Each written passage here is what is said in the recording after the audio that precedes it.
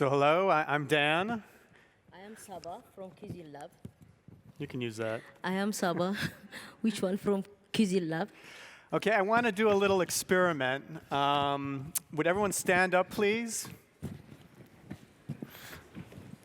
I can't believe I just got everyone to stand up. No, just joking. Don't sit down. So I want to ask you a question, and if you answer yes to this question, sit down. And the question is, are you happy? Are you completely happy with how you connect with your community today? And if you're completely happy with the community, you don't think anything needs to change, then sit down. Okay. Wow, so no one sat down. So now what I ask you is to turn to someone you don't know and introduce yourself. Say hello to them. Exchange your name. Hello, Dan. Hi. Wow.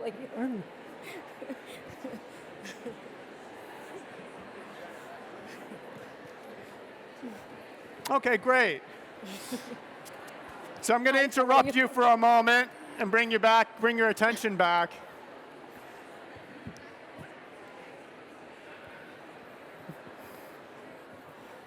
See, this is how it starts. This is how community starts. So, yeah, if everyone could sit down now. Thank you very much. Thank you. All right. I mean, for Saba and myself, and I think for a lot of people in Geneva and in the world in general, expats or Swiss, it can feel a challenge to be part of a community. And in today's age, you have increasing migration, you have more globalization, and you can feel a bit isolated or a stranger. I think Christian touched on that at one point. And you know, in today's age, I think more and more we're trying to find tools or ways to strengthen and maintain a community that might be lost. And Saba, I wanted you to please share with us a little bit what it was like when you arrived in Geneva. Yeah, I come here now 5 years long. I reached Bahrain, Geneva. I'm from Eritrea. Where I reach here, I'm refugee. Where I reach here, where there is, I have one, in the Anyer, there is big camp. I will reach there. That time, very cold. I'm angry. I don't have any food. I don't have any dress that time. Very bad for me. Where I reach in the Anyer, night time, that time, everybody is sleeping. One lady, she eat food with chicken. That time, I see her, because everybody like chicken, he like food. That's why I see that time, that lady. She's not tell anything. She's eat alone. That time I feel bad. I feel my family. Because I reach here, I don't have anything. I feel cold. I feel eat something. That time, I remember that time, I feel very, very sad.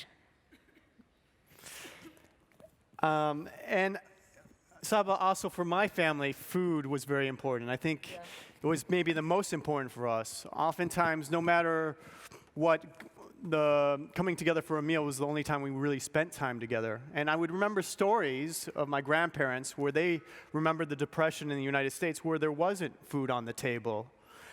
And I remember particularly about my family is sitting down and sharing a meal really meant that no matter what problems we had food and life was good.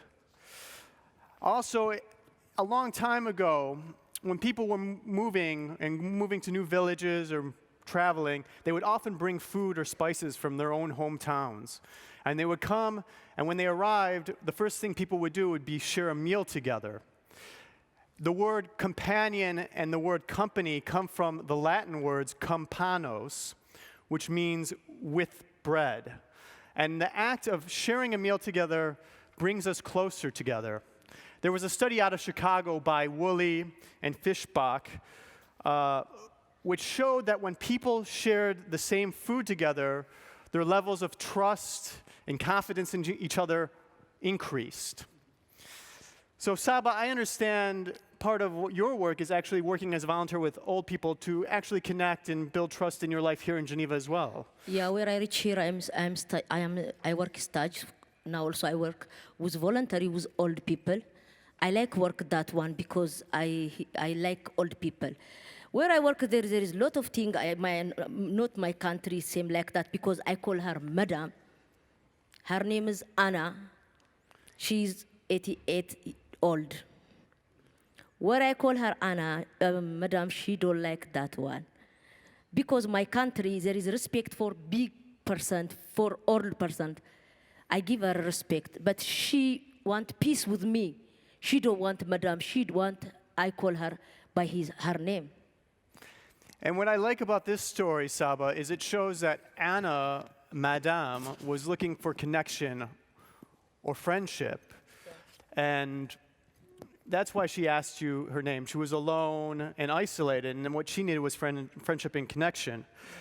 And I think this is very instrumental or very clear to the goal of Cuisine Lab. We build friendships and connections, and by bringing people together and have a meal together, which often leads to other things that we do as well, you start building those connections. And what we do is we create these pop-up events where our chefs, we work a lot with people that are quite vulnerable, and they get to design an event. They get carte blanche usually, and we let them design these gorgeous events that help them to integrate and celebrate their culture and show them that there's something that everyone can contribute here. And those pop-up events often include music and games and dancing, and they evolve as these people take control of whatever they want to do. They evolve into different things. We also host social cooking events where everyone brings ingredients based on a theme and then cook together. We do interactive events for companies or organizations as well. And we really live by quite a few important principles. We're completely transparent. The chefs get to decide whether or not they want to do an event or take a mandate. The budgets are completely transparent to anyone that comes to our events. They can see how the money is spent, and the chefs themselves decide how to distribute the money amongst themselves as well, which have to take the form of gift certificates because of rules and regulations.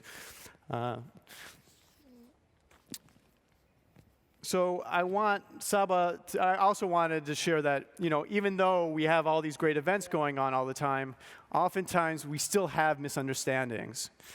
When you're working together with such a diverse cultural group and so many different people, it's still very easy to have misunderstandings. So I would want you to tell about the time that you started cooking with Talal at the Refugee Cultural Festival that we helped initiate.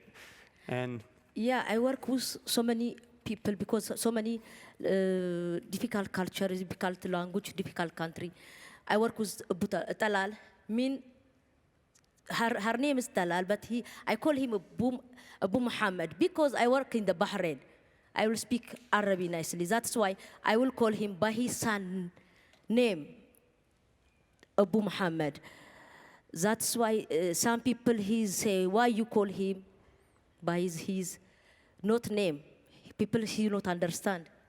So what happened was when Saba was cooking in the kitchen for the Refugee Cultural Festival, she was calling Talal Abu Muhammad, and Talal is here somewhere. You can meet him later. And one of our team members came up to me and said, I don't understand this.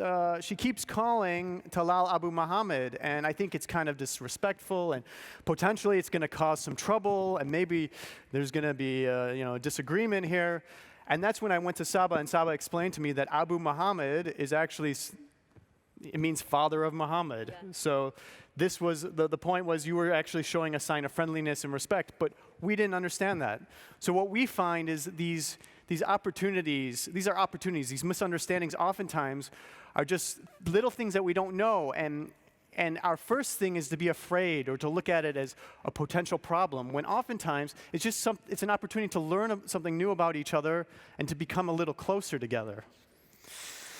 So what we believe in Cuisine Lab is our strength is our community, and it's measured by how well we take care of each other and oftentimes how well we take care of our most vulnerable people. Our goal is to build a longer table, not a higher wall. If we can build a table long enough,